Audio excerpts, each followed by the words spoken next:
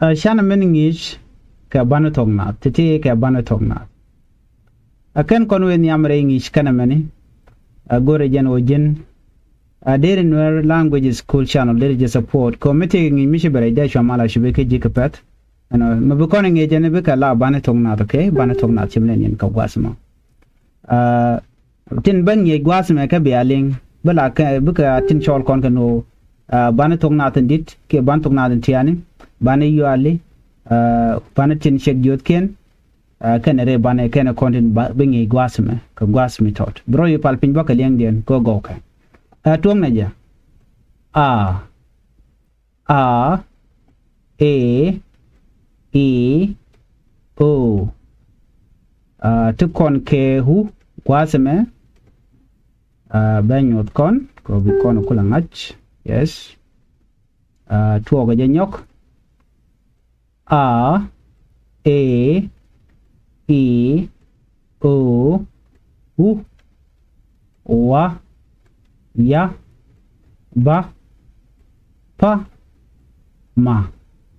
na na nga nya ra da za ta sa la ka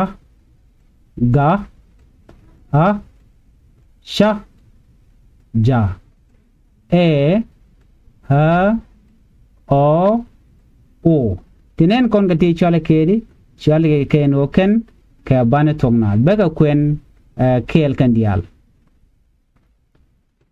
a e I o hu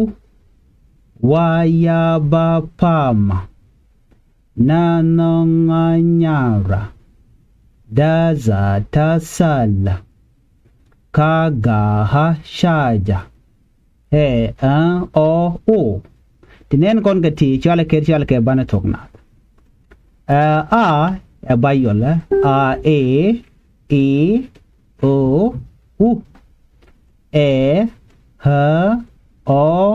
u tinen kon gati chale ke ken o ken ke bani yuali chale ke bani yuali ke titini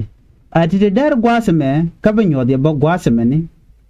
chale ke bani ni chek jot ken na me wa ya ba pa ma na nga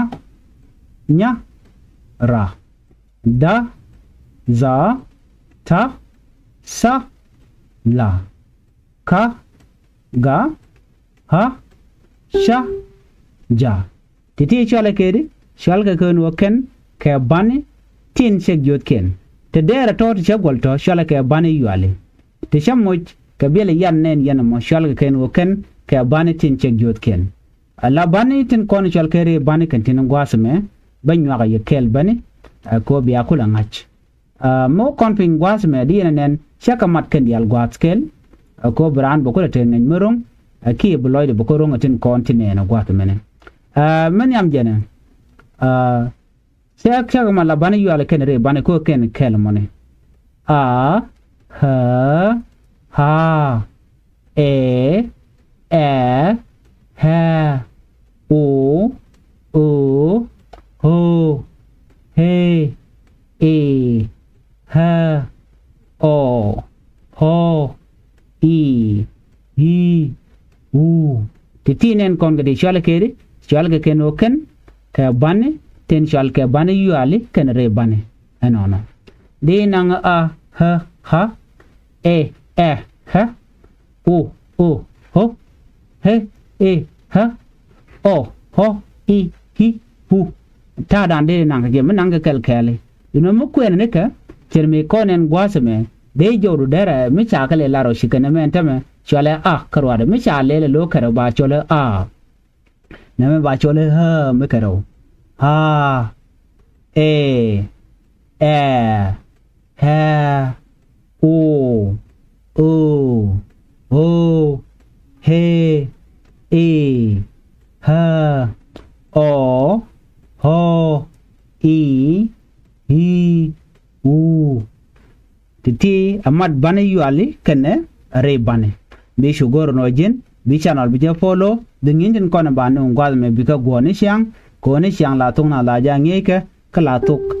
nen te bor bala ka ngi ke gwasme a good